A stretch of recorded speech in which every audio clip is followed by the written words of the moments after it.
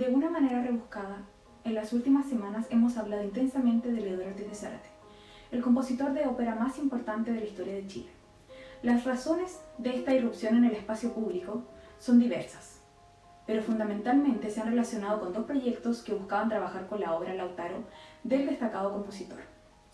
Llevo años haciendo un trabajo muy prolijo sobre esta obra, y creo que es bueno aclarar la discusión, pues eso permitirá que quienes se sumen puedan hacerlo en los asuntos más relevantes y donde se juega la conciencia artística e histórica de lo que esta obra ha significado. Un tema es el acceso a la obra de Ortiz de Zárate, sus partituras y otros materiales que ayudan a comprenderla. Hoy podemos asegurar que existen varias fuentes por las cuales se puede acceder a su música. La primera fuente de conocimiento que tenemos del material de Ortiz de Zárate sobre su Lautaro son los extractos para canto y piano de versiones mezcladas que se encuentran en la Biblioteca Nacional de Chile. Sobre este material se han hecho los análisis más frecuentes. Una investigación seria, si no tiene remedio, podría quedarse con este material para trabajar, pero es evidente que se trata de documentos muy limitados en sus posibilidades de aportar al rescate de la obra. En este sentido, resulta fundamental para cualquier investigador indagar más allá de la Biblioteca Nacional, para poder encontrar nuevas pistas que permitan un correcto análisis de la obra y un eventual rescate de la misma. Esta tarea de buscar por distintas rutas lógicas para saber si se podía encontrar un material relevante sobre Ortiz de Zárate fue el que emprendí hace algunos años, y efectivamente en mi trabajo investigativo he logrado llegar a acceder a otras fuentes. Esto ocurrió en el 2022. La mayor parte del ambiente académico y musical sabe positivamente que tuve la suerte de acceder a este material. Dicho material está compuesto por, primero, un material fundamental, la versión canto y piano, probablemente iniciada antes de 1896 y terminada en 1898, original para el estreno de 1901. Quizás hay personas que ven esto que no pertenecen al mundo de la ópera, pero la reducción a piano es una versión donde el piano servirá para dar cuenta del grueso de la música de manera de facilitar los ensayos sin tener que operar con muchos instrumentos, es decir, con la orquesta. Segundo, más importante, hoy cuento con la partitura completa, orquestada, versión final estrenada en 1902. Y tercero, cuento con el ballet versión piano de 1903. En cuarto lugar, tengo los bocetos de la escenografía original, actualmente en proceso de reconstrucción con inteligencia artificial. Las principales diferencias entre la música disponible con anterioridad al hallazgo de las partituras originales del 2022 suelen ser: la fuente de la Biblioteca Nacional nos muestra a Catiray, uno de los personajes principales, oscilando en el registro de tenor y barítono. Esto debido a la unión de extractos.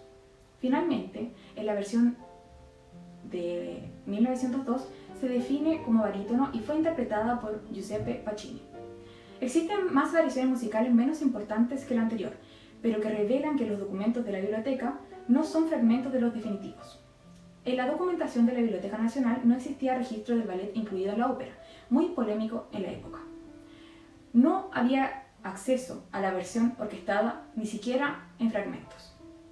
Pues bien, sobre la versión oficial completa, orquestada y estrenada en 1902, desde un enfoque historiográfico concluyo lo siguiente. Hasta el momento, en conjunto con la mirada experta del musicólogo italiano Alessandro Avallone, especializado en ópera de finales del siglo XIX e inicio del XX, podemos manifestar que es una ópera absolutamente basada en ritmos, melodías y construcción sobre el modelo italiano convencional de la época.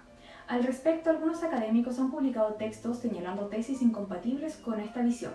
Confío plenamente en el trabajo de Avallone y tengo una opinión propia, menos especializada que él, que no difiere. Tengo claro que el trabajo realizado por quienes defienden tesis distintas ha sido mucho menos prolijo y sin un conocimiento acabado de la ópera italiana. El único instrumento no convencional del modelo italiano incluido en la orquesta es el saxofón francés, con el fin de incluir una sonoridad nueva tal como lo utilizó Jules Massenet en algunas de sus óperas. Existen fuentes que respaldan que Ortiz de Zárate tuvo contacto con el compositor francés, quien daba fe de su talento. Además, el último maestro de Leodoro en Italia fue Vincenzo Ferroni, formado en París bajo la cátedra del ya mencionado compositor francés. El Lautaro de Ortiz de Zárate fue escrito desde la mirada española hacia los pueblos originarios, y su libreto, tanto en español de Ortiz de Zárate y en italiano escrito por Fulvio Fulgonio, fueron basados en el poema épico La Araucana de Alonso de Ercilla y Zúñiga, de 1569. Por tanto, la tesis proto-indigenistas no tendría realmente cabida. Ante las declaraciones o tímidas insinuaciones sobre el posible uso de sonoridades autóctonas, es muy claro en la partitura oficial utilizada en el estreno de 1902 que no están incluidos instrumentos autóctonos de ningún tipo. Esto no solo no es verdad, sino que sería muy inverosímil para cualquiera que haya investigado al autor. Esta información creo que arroja luces interesantes sobre el proceso de rescate de la obra de Ortiz de Zárate y sobre los avances en la investigación. Espero que sea de utilidad para agregar más luz sobre episodios que han abierto la puerta a comprender al gran compositor, pero que también han conducido a escenarios que se debieron evitar.